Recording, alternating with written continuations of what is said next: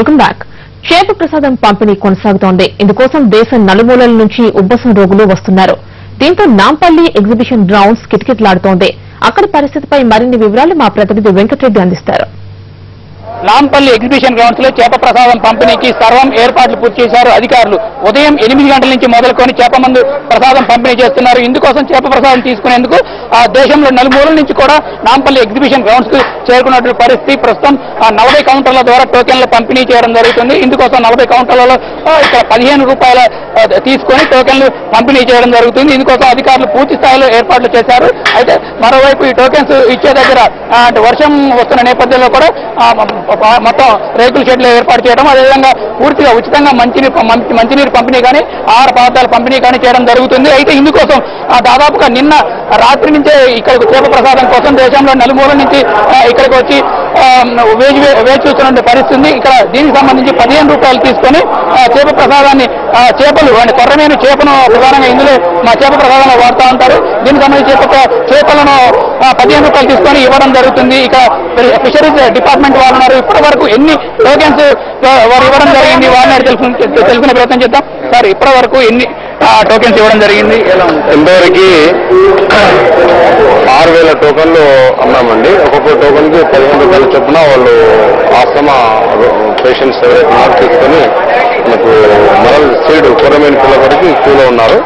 ఇంకా సుమారు ఒక 10,000 ఇంకో లైన్ లో ఉన్నారు. ఇప్పటివరకు 6,000 టోకన్లు అన్నామండి.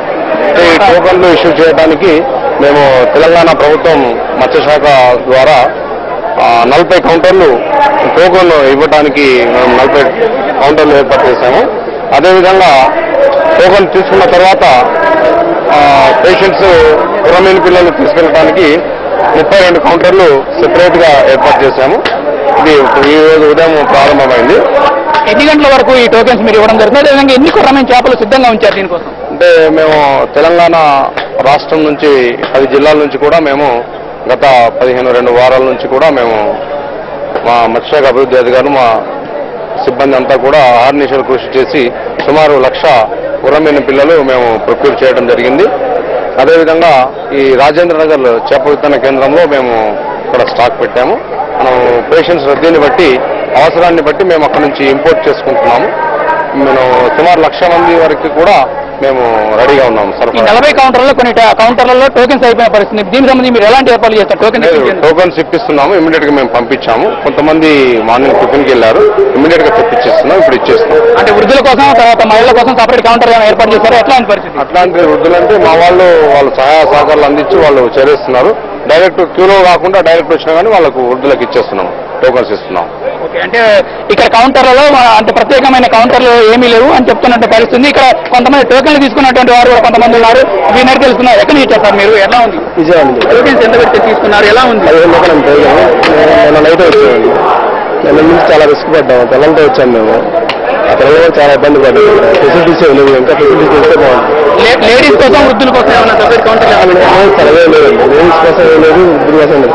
మొత్తాన్ని వెళ్ళి ఉదాహరణలో నిలిచేస్తున్నారు. దానివల్ల ఏమైనా మొత్తం చాలా ఇబ్బంది పడతారు. పిల్లలైతే గోడలు అసలు ఏం చేస్తున్నారు. కొన్ని కొంతమంది బయటకు కూడా వెళ్ళిపోయారండి. వాళ్ళు సపరేట్ గా టాయిలెట్స్ కానీ ఏదైనా ఏర్పాట్లు చేసి వాటర్ పైప్ సప్లై కూడా లేదండి. అసలు ఏదైనా సప్లై చేస్తే మాత్రం బాగుంటుంది.